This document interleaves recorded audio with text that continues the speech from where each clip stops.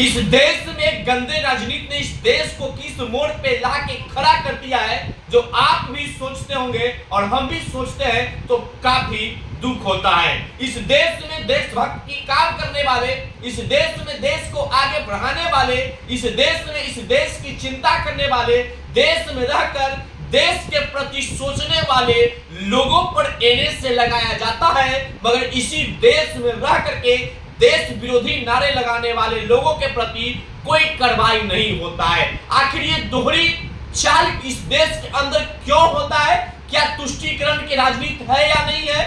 मैं मनीष कश्यप की बात कर रहा हूं। मनीष कश्यप देश के प्रति समर्पित है, देश प्रेम की उनके अंदर भावना पूरा जगा हुआ है, वो लोगों को जगाते रहते हैं। लेकिन आज आप देख लीजिए कि सन ऑफ बिहार मनीष कश्यप पिछले 5 महीनों से जेल में बंद हैं, उन पे एनएसए का जुर्म लगाया गया है, मतलब उनके ऊपर देशद्रोह का मुकदमा दर्ज करके जेल में डाला गया है। लेकिन आप देख लीजिए इस देश में बार बार एक वैसे विचारधारा के पार्टी जो देश में नफरत फैलाने का काम करते हैं, उनके सभा में हमेशा पाकिस्तान जिंदाबाद का नारा लगाया जाता है, लेकिन उनके ऊपर कोई कार्रवाई नहीं होता है। उनके ऊपर कार्रवाई करने की मांग किसी के मुख से नहीं निकलता है, तो क्या यह नहीं समझा जाए कि यह तुष्टीकरण का राजनीति है? मैं पूछना चाहता हूं उन लोगों से जो आरएसएस और बजरंग दल के बैन लगाने की बात करते हैं, तो पीएफआई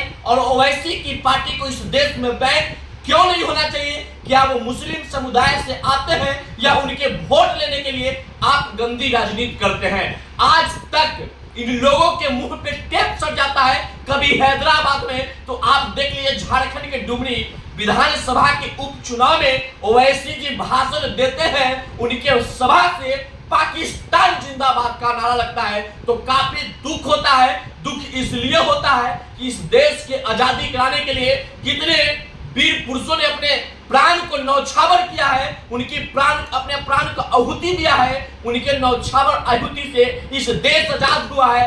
कहीं न कहीं पाकिस्तान जिंदाबाद का नारा लगा के उन वीर पुरुषों को अपमान किया जाता है। यह अपमान इस देश की जनता और इस देश के तमाम नागरिक नहीं सहेंगे। मैं भारत के प्रधानमंत्री, यशस्वी प्रधानमंत्री मोदी जी से मांग करता हूं कि इस भारत में एआईएमएम की पार्टी को बैन किया जाए, उन लोगों पे कार्रवाई किया जाए जो इस तरह का विचारधारा लेकर के इस देश के अंदर रहते हैं, इस देश के अंदर इस देश की खाना खाएंगे, इस देश के घर में रहेंगे, इस देश के जमीन पे रहेंगे और बात दूसरे देश का करेंगे, यह कदापि बर्दाश्त नहीं करेंगे। उन लोगों पे कार्रवाई होना चाहिए जो देश विरोधी नारा लगवाते हैं, उन लोगों पे कार्रवाई होना चाहिए जिनकी सभा में देश विरोधी नारा लगता है। ऐसे विचारधारा के लोग आखिर कहां से आते हैं, इसकी जांच होनी चाहिए, उन लोगों पे कार्रवाई होना चाहिए और ऐसे पार्टी को इस देश के अंदर बैन कर देना चाहिए जो देश के प्रति समर्पित नहीं हो।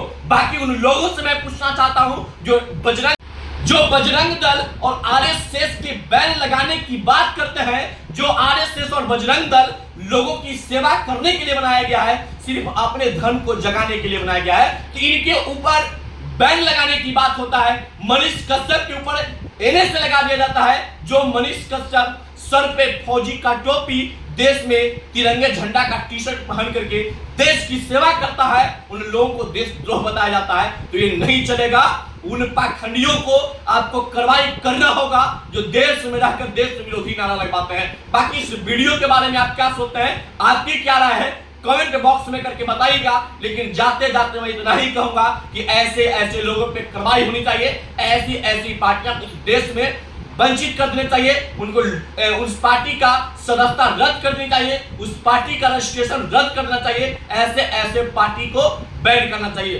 बाकी आप लोग अपने अंदर देश प्रेम की भावना को जगाते रहिएगा और अपने देश के और राष्ट्र के प्रति समर्पित है तो कार्रवाई की मांग जरूर करेगा। जय हिंद, जय भारत।